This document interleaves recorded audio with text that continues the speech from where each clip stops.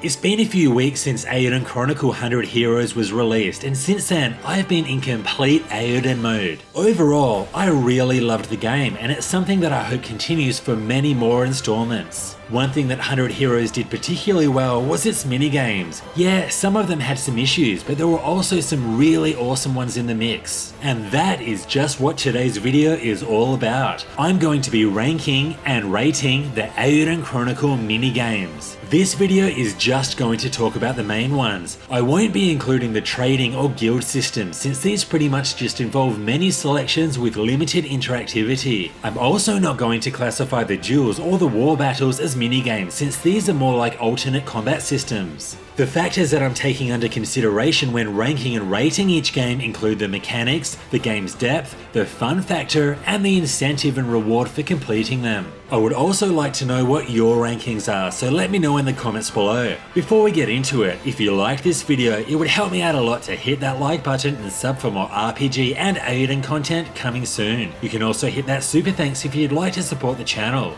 Alright, let's get into it. At number 7 on the list, we have the fishing minigame. This minigame is in last spot simply because it is incredibly simple. But to be honest, Breath of Fire 4's fishing minigame has ruined every other fishing minigame for me over the last 20 plus years. Nothing has come close to that one. In Eiyuden Chronicle, you simply stand Noah at the fishing spot, throw in your rod, then wait for the fish to bite. That's it. There's no rod selection, bait, or reeling mechanics, and this was really disappointing. There are, however, 52 different types of fish to catch, as well as many fishing spots to discover around the world, and this was pretty cool. Catching one specific fish is required for you to recruit Huang, but after that, I really didn't feel any incentive to catch them all. There is an achievement for it, but that's about it. This fishing game could have been so much better, but due to its simplicity, I'm giving it a 4 out of 10.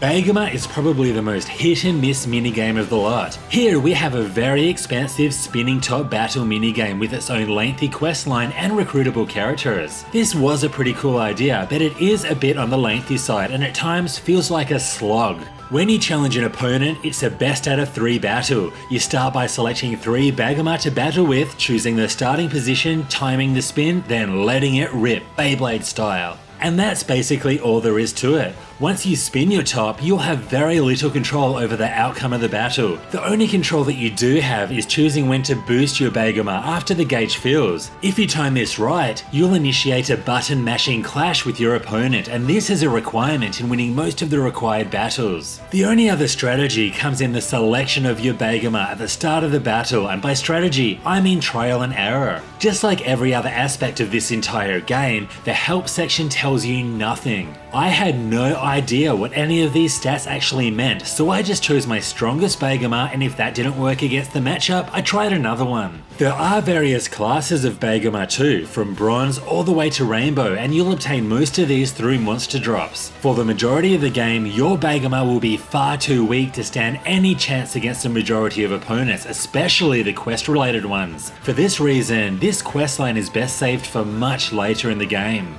A couple of other issues I had was that Beigoma players aren't marked on the map, and this makes winning the required amount of battles way more time consuming than it should be. It's also best out of 3, yet when you draw with an opponent you lose, and if someone wins 2 matches you still have to play out the 3rd. I felt that this game could have been so much better. The idea of traveling around the world, battling NPCs is really cool, but there's just too many frustrations. But props goes to Noah for calling his Beigoma World Peace. Excellent pun right there. Stronger than my world peace? This minigame has some good ideas, but it is full of problems. Most of the time, it feels like a slog that I was forced through just to recruit a couple of characters. I'm giving this one a 5 out of 10.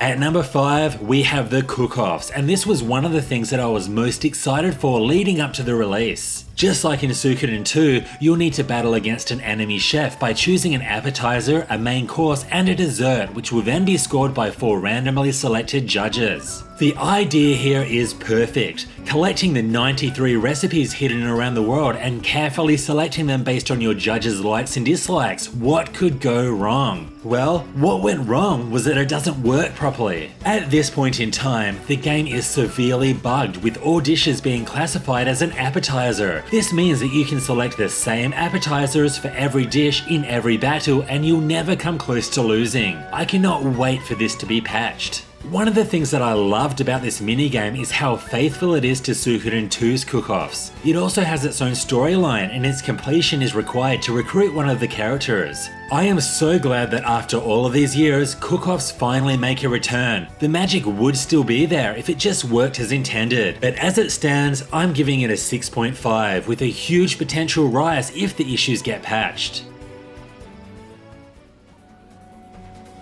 Next, we have Shi'arc Racing, which is the only minigame that you can't do at your HQ. Now, this one took a little while to warm up to due to the odd controls, but I actually had a lot of fun with the game. Essentially, you're racing through the desert, trying to reach the finish line by a certain time. These controls are all about the drift, which can feel strange at first, but once I got used to the steering, I really got into it. There are 4 courses that you can select with increasing difficulty. The expert course took me around 30 tries to finally complete. And when I finally did it, the pure feeling of relief and satisfaction was real. There were a few times where I was literally within half a second of the required time, which felt like a huge punch in the gut. But when I finally did it, it was all worth it. In terms of rewards, you'll need to complete one of the easier courses to recruit Scarlet, and completing the expert course will get you an item for the hot springs. This is one of the less involved minigames and will only take an hour or 2 to complete. One thing to note though is that the steering with the analog stick seems to be bugged, so using the D-pad is definitely the way to go.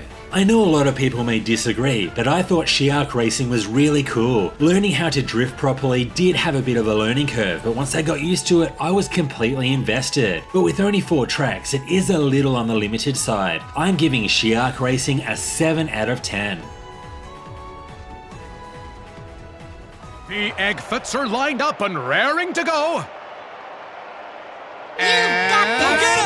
At number 3, we have Eggfoot Racing. This one has quite a lot going on and is also the most grindy of the lot. After obtaining and hatching an egg, you can send your Eggfoots to race against others through a range of courses with different obstacles and terrains. Winning a race will earn you prizes that can be used to further upgrade your Eggfoots or change their cosmetics. Now, each Eggfoot can only be enhanced a certain number of times and can only race a certain number of times. At that point, you'll need to breed them with other Eggfoots with the intention of hatching one of a higher class with even greater stats. And this is where the grind comes in. There is a lot of racing, a lot of feeding, and a lot of breeding. Now, the actual races are completely automatic, and initially they are a lot of fun to watch, especially when the matches are close. However, this does wear thin pretty quickly, as you'll need to do so many of them in order to complete the most difficult courses.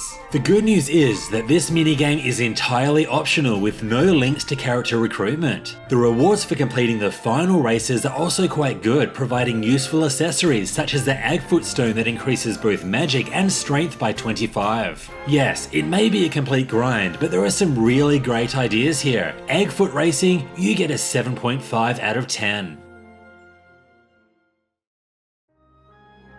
Next up, in second place, we have the card game. Once you recruit Glenn, you'll be able to play cards with any other recruited character at your HQ or with different ranks. The mechanics here are really great, with a perfect mix of strategy and luck. There is a great rush of satisfaction after creating some massive card combos and destroying your opponents. The battles only go for a few minutes too, which makes it perfect to get in a few games between the main story quests. However, defeating every opponent is a pretty big undertaking since there are so many of them. In terms of rewards, beating different ranked opponents will provide different types of items for battle, and obtaining 120 different cards is required to recruit Shixin. You'll obtain new cards through opening different types of card packs, and this is completely random, so you'll need to open a lot of them if you want to collect them all. Overall, this is a very solid card minigame with some great mechanics. This minigame gets an 8 out of 10.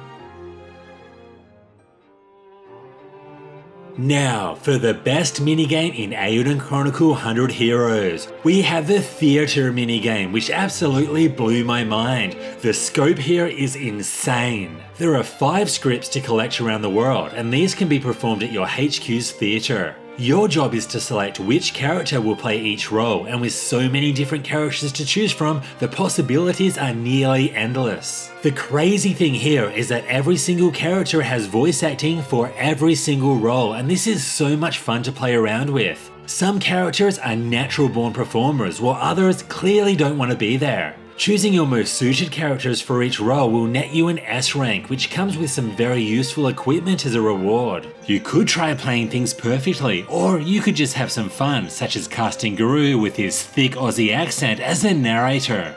Our story begins on a magnificent bridge as a boy chances upon a bright-eyed girl gazing out upon the water. This theatre minigame originated in Suikoden 3, but here it has been taken to the next level thanks to all of the voice acting. My only real issue is that 3 of the scripts are locked behind endgame HQ progression upgrades, meaning that most people won't get to experience them, which is a shame. I would have also liked a speed up option for times when you just want to speed through different combinations to get that S rank reward. But still, this minigame is amazing and easily the best in the entire game. 9 out of 10. And there we have it, the 7 minigames ranked from lowest to highest. Some of them were great, some of them were a slog, and some are in desperate need of a patch. Do you agree with my rankings? How would you rank them? Let me know in the comments below. This was Hellfire RPGs, thanks for watching. Once again, if you liked this video, it would help me out a lot to hit that like button and sub for more RPG and Eiyuden content coming soon. See you next time.